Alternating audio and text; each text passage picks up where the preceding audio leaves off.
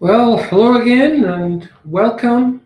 Good morning, good afternoon, good evening, wherever you're joining from. Welcome to today's session as we dive into the behavioral aspects of feedback within an organization and how to build a culture of feedback the right way. But before I do that, I just want to make sure the technology is working. If you can give me a thumbs up in the chat, and we will get started. Let me just check that quickly. And looks like everything is good to go. Yay! All right. Now, before I dive into today's topic, I just want to recap a little bit. This is all from the book, Volume 1, Leadership Intelligence Handbook, 196 strategies, situations that you can use to help you in your organization. You go through, you can identify situations that you're dealing with, and it will explain how to deal with that and show you some techniques to practice with your team or for yourself. So, four parts of the book. They align to LISA four parts. And if you haven't done your LISA assessment yet, you can go ahead and do that, biqorg.com/LISA, and you will get your report. And the four sections are the cores model. And Lisa just does an amazing job of helping you understand yourself in order to calibrate, which is this first phase of the book.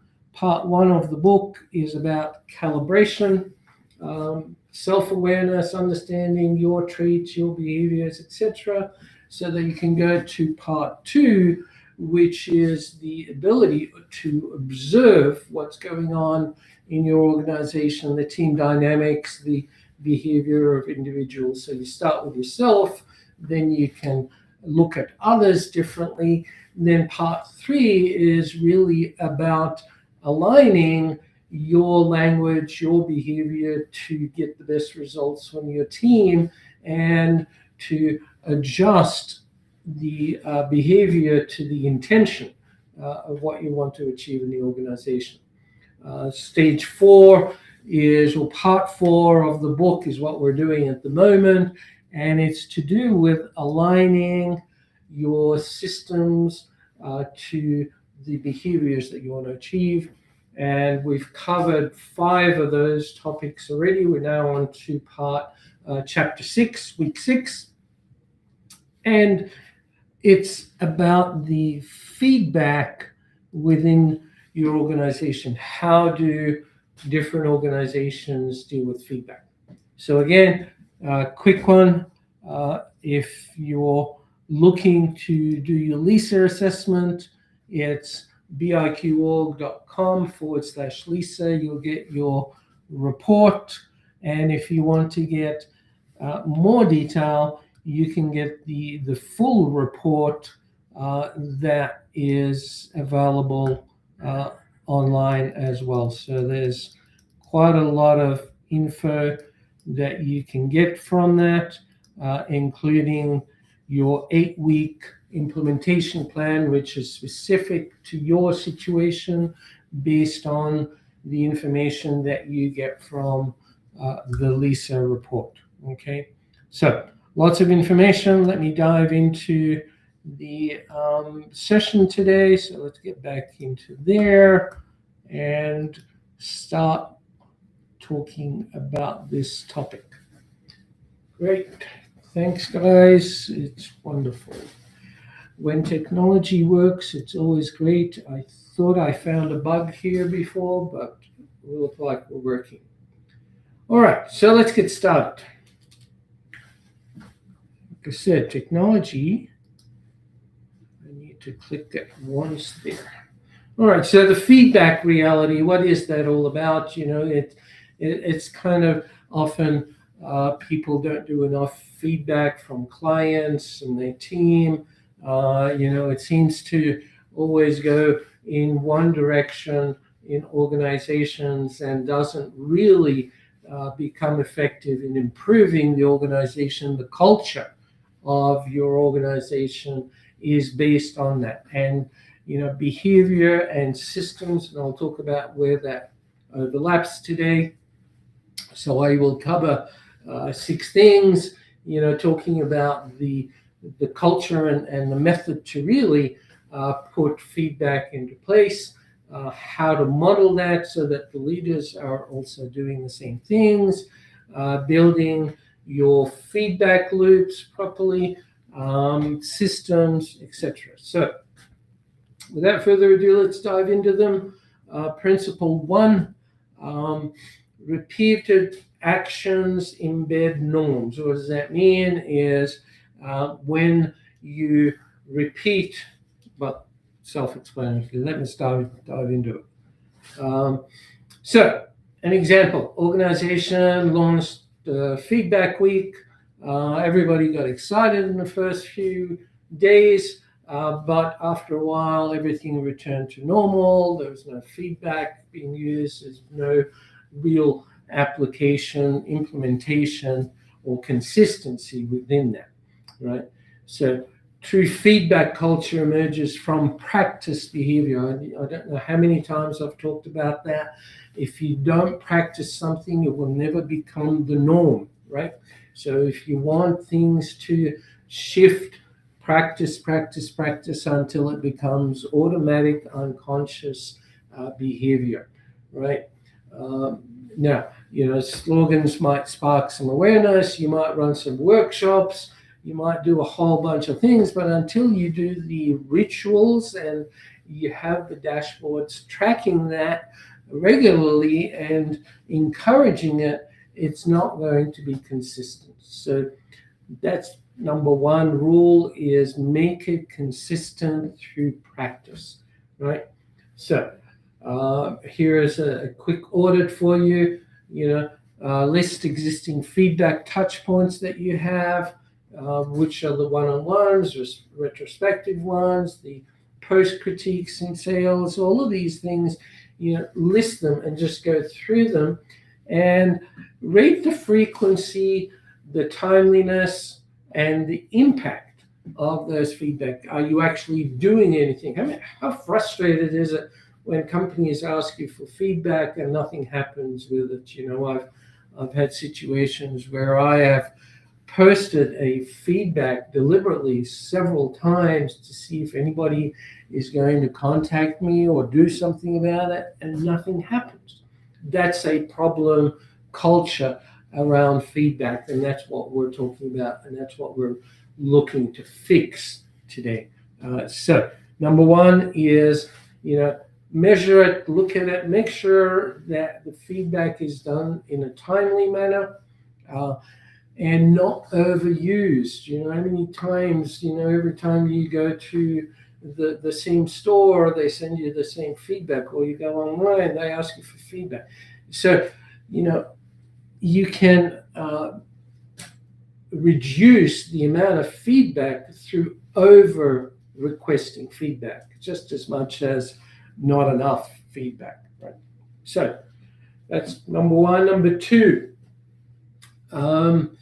leaders set the tone, and if the leaders, let's just talk about it here. I'm jumping always to the solution before the problem. Leaders publicly endorse candid feedback, but rarely ask for input from other people. So it's always, pushing feedback down, giving negative feedback and positive feedback to the team, but there is never any feedback going back up to management, to the organization. That is a disconnect, right? You're not immune to it. Everybody needs feedback, and people model what they see, what you do. So if you don't show vulnerability to receiving feedback and accepting the feedback in a positive way, not defending it, not making excuses, but taking the feedback and listening to that feedback yourself. If you don't do that, how can you expect them to do that, right? So it's a critical point. Make sure that you are setting the tone the right way. That's what we mean by modeling it, right? Be the model that you want others to follow. Be the example that you want to have within your organization. So here is some practice for you, right? Pick a recent feedback, a decision, and take a closer look at what's been happening with that. Invite feedback. What concerns do you see? How might we improve? So this is the feedback from the team. If you feel you need to make it anonymous or give them the option to talk to them, do that. These are, I don't, what's the word? I don't, 360s have been done to death, I guess is what I'm trying to say. I don't condone using those too much because they are too specific to KPIs. Sometimes we just want feedback that is open. Don't ask the leading questions.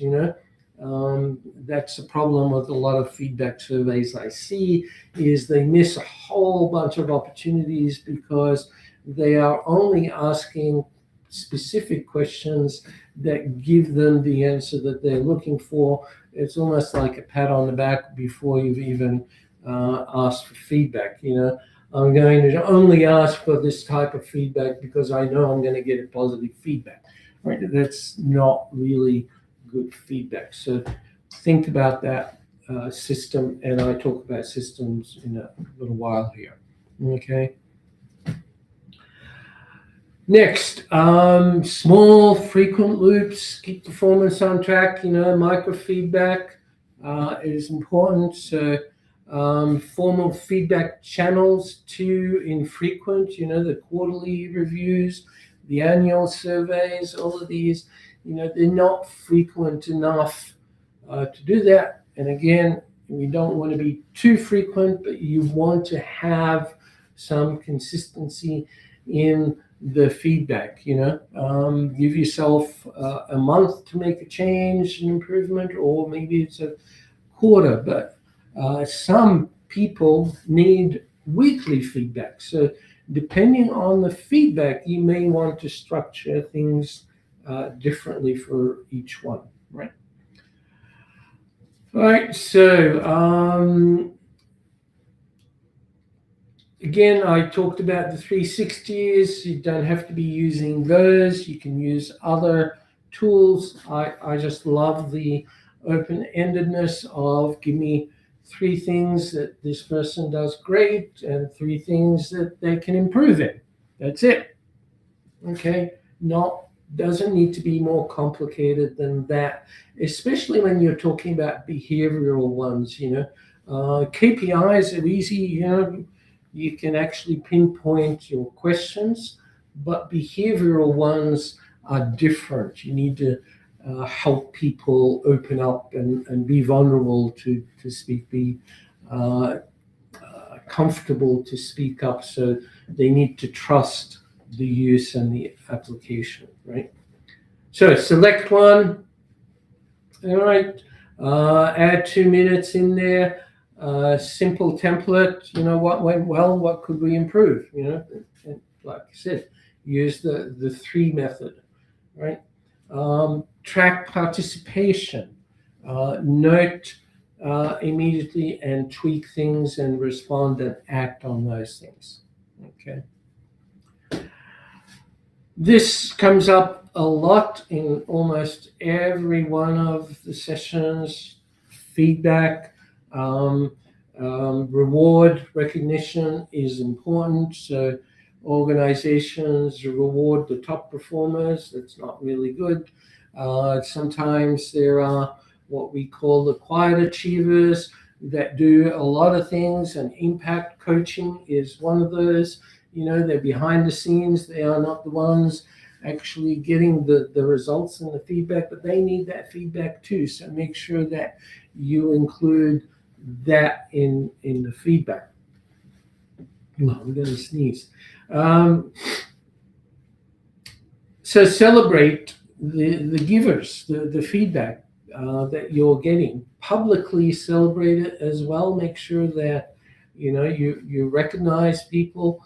If people want to be anonymous, make sure you respect that. You can give stats as opposed to specifics, but make sure you are sharing their findings, the information you received, and the action plan of how you're going to implement the changes from the feedback, right?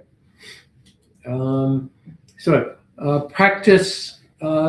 This is a good one. Feedback champions, rotate that.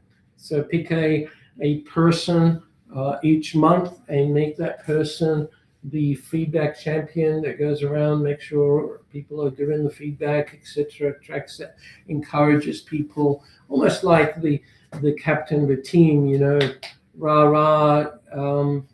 building up the momentum and the energy to excite people about the feedback, to make them trust it and so forth.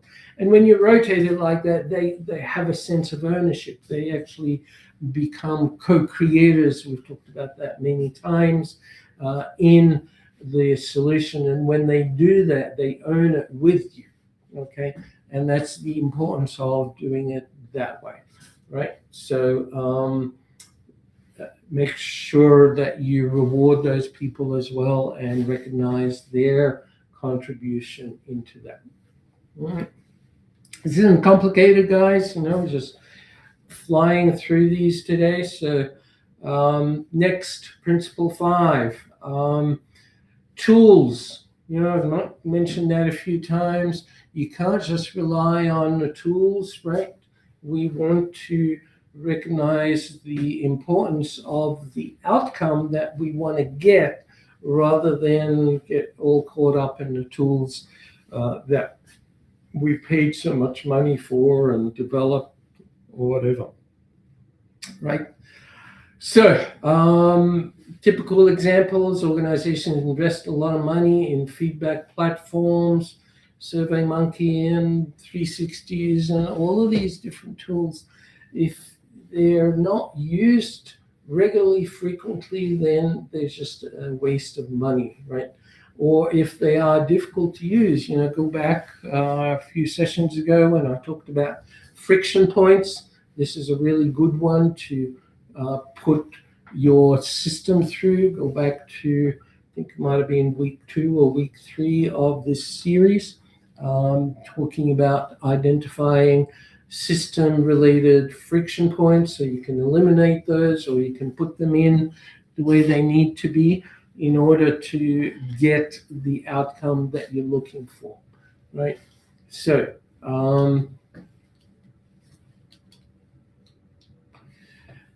skills, tools enable, but they don't build the skill, right? So the practice is really about using the tools frequently. Crafting clear observations, asking curious questions, open-ended ones, make sure people participate. Listening, right? If you don't pay attention and do the active listening, better still co-create, get them to participate in identifying the problem clearly and working through the solution together, right? I can't emphasize that enough. Right, so you can do things like these. I statements are good to do that. So I give feedback on a regular basis when I'm asked. That's a good I statement. The behavior examples: listening, being realistic, right?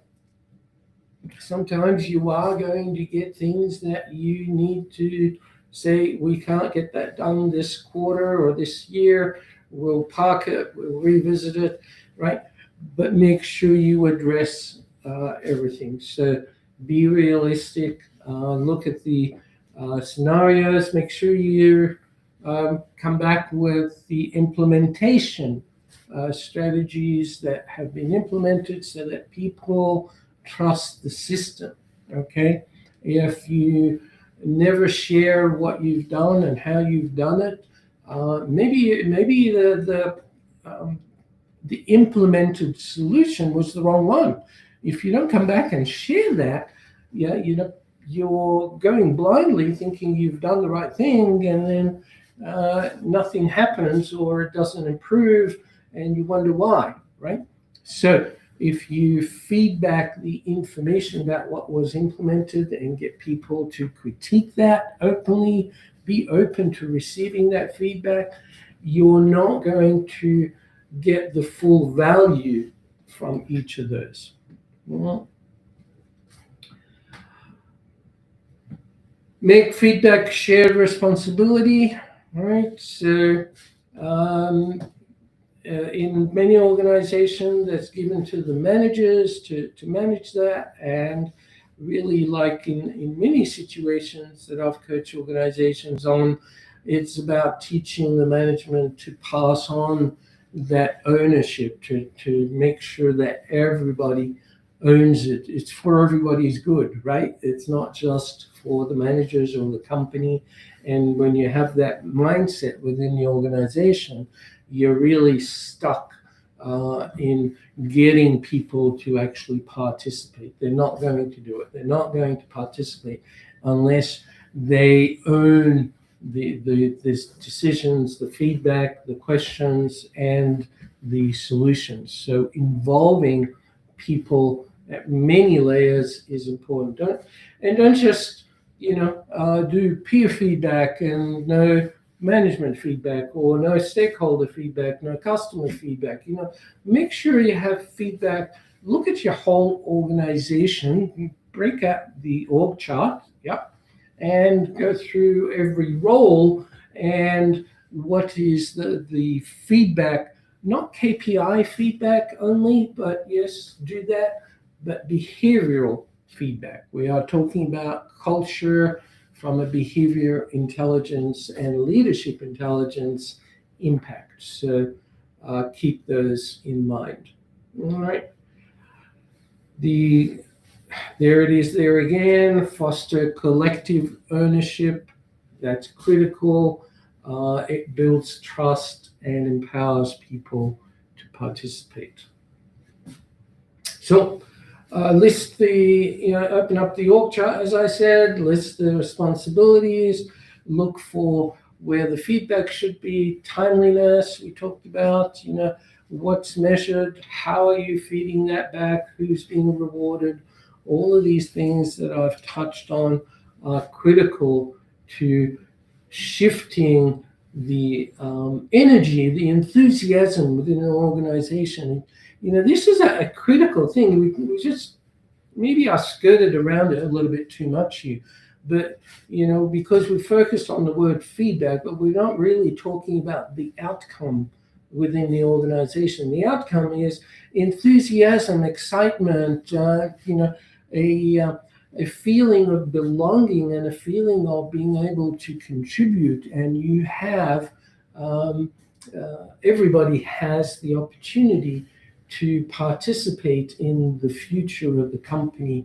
And that creates a sense of certainty that people want, instead of just clocking in, clocking out, right? If some companies think that that's the way they should operate because they have high turnover, they're all excuses, guys. Just do it right, okay?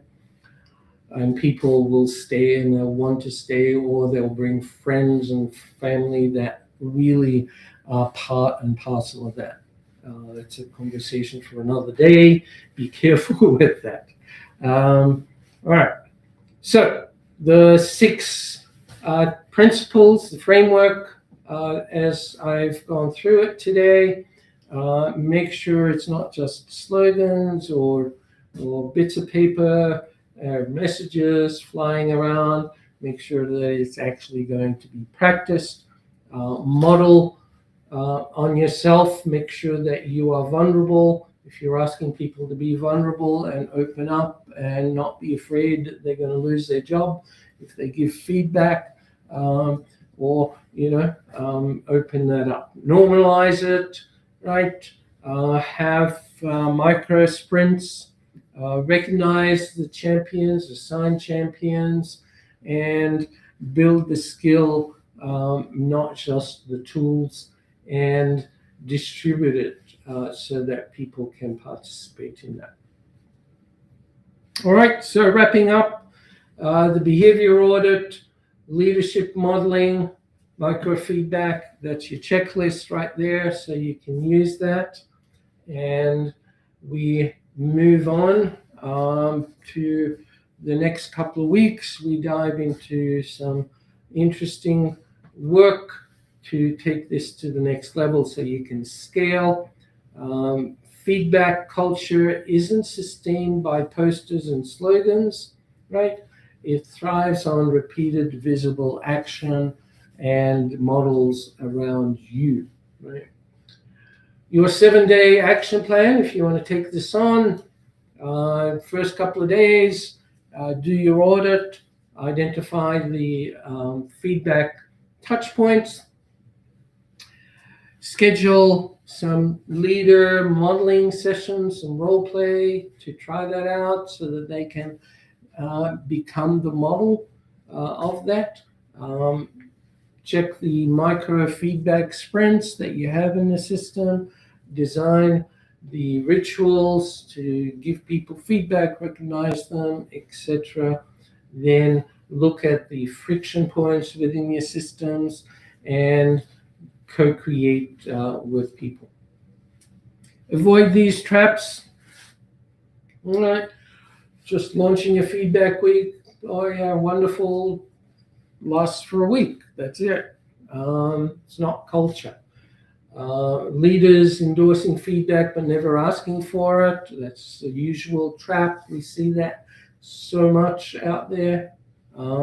Be an example. Set the norm. Don't rely on the annual ones. Make sure that you have timely ones. Talk about that. Rewarding outcomes and investing in tools without training is wrong, and limiting the feedback to one direction only. Right? As usual, questions, I'll be online looking for your input, and appreciate your comments, and we'll try and answer any questions that come up online. Thanks. Next week, leading transformation one behavior at a time. So we've built on a lot of things, and now we're getting into the behavioral transformation, the implementation, pacing through it, and scaling it, right? If you like, the 4 stages that I've talked about that are covered in the book, and now on the LISA assessments, so you can actually go through those stages and get to stage 4, which is really scaling it. Once you've figured out how to do these things, imagine how repeatable that might be, if you like a cookie cutter. But typically we talk about it in business context. We build systems that we can repeat. We never really talk about building behavioral systems that are great for leadership, for team, for culture, and be able to repeat that and demonstrate the repeatability to scale the organization, scale the team, scale the culture. I've written so many papers around, the plateau of culture in some organizations and the demise of some organizations based on culture, not systems or processes. That's not the stuff that kills organizations, right? So it's very important, guys, and that's why we spend so much time talking about that. So thank you again, and I look forward to seeing you online or see your LISA assessment. Again, just a quick reminder, biqorg.com/LISA, or the book, if you're interested, it's same/books. There are other books on there, and I will see you next week with our next topic. Take care. Have a great week.